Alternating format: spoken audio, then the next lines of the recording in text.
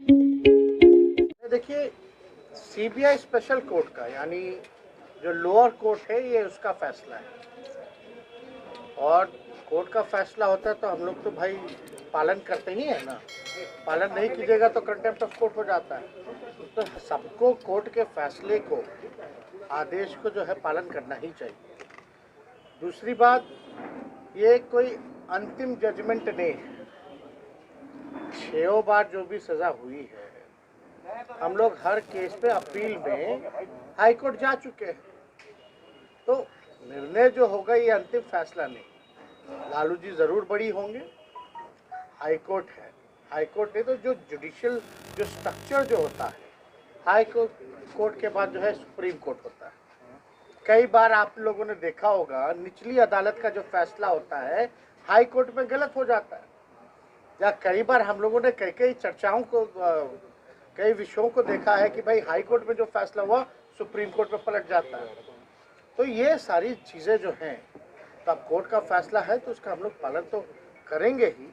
लेकिन आपको एक देश की जनता यही ना देख रही है कि भाई ये तो आज़ादी जब से मिली है और अब तक लगता है कि एक ही घोटाला हुआ है और कोई घोटाला किसी को दिखाई नहीं, और एक ही नेता है जिनको सजा हुई है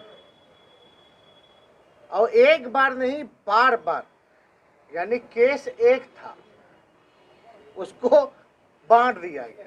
अरे घोटाला तो एक था ना, कॉन्स्पिरेसी तो एक ही होती है।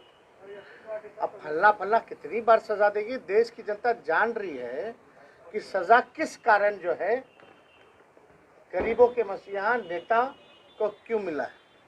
अब जेल तो भाई गरीब और गरीब का नेता ही ना गया है।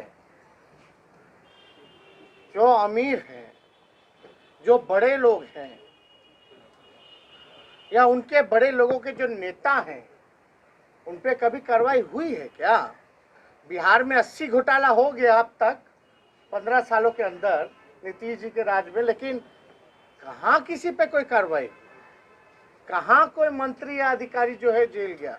या देश की अगर बात की जाए तो ये तो सोचने का विषय है कि भाई जो मुद्दा ही था उसको आप लोगों ने मुद्दा न बना दिया गया। तो ये सारा विषय हम लोग सब लोग देख रहे हैं, जान रहे हैं, और देश की जनता तो ये भी देख रही है ना। चाहे विजय माल्या हो, मेहुल चौकसी हो, ललित मोदी हो, नीरव मोदी हो, या 2 दिन पहले ही 23,000 करोड़ रुपया लेके जो भागे गुजरात के लोग, इन पे थोड़ी ना कार्रवाई हो सकती है। या यार्ड में ड्रग्स मिला कितने हजारों करोड़ का, कोई कार्रवाई हो सकती है क्या? नहीं ना।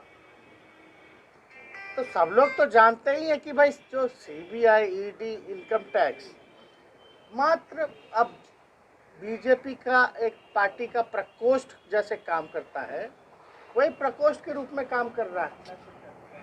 तो इस पे ज़्यादा कोई टिप्पा टिप्पणी नहीं करनी है।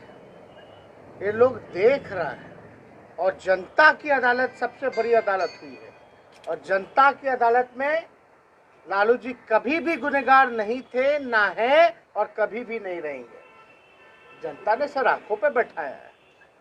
सबसे बड़ी पार्टी राष्ट्रीय जनता दल, लालू जी की पार्टी, गरीबों की पार्टी, समाजवादियों की पार्टी, जो अमन चैन एकता पसंद करते हैं उनकी पार्टी, तो बिहार की जनता ने इतना बड़ा वोट बैंक अपना आशीर्वाद दिया। तो इसमें निराश होने की किसी को ज़रूरत नहीं है। हम लोग हमेशा होपफुल हैं कि ऊपरी अदालत से लालू जी को न्याय ज़रूर मिलेगा। अब तो आजकल तो कुछ भी कह दीजिए तो केस मुकदमा हो ही ना। बताइए ना, हम तो पहले भी कहते थे, मेरा बिना मूछ के ही हम पे जब मुकदमा हो गया, चार्जशीटेड हो गए, कैसे हुए? लेकिन इसी मामले में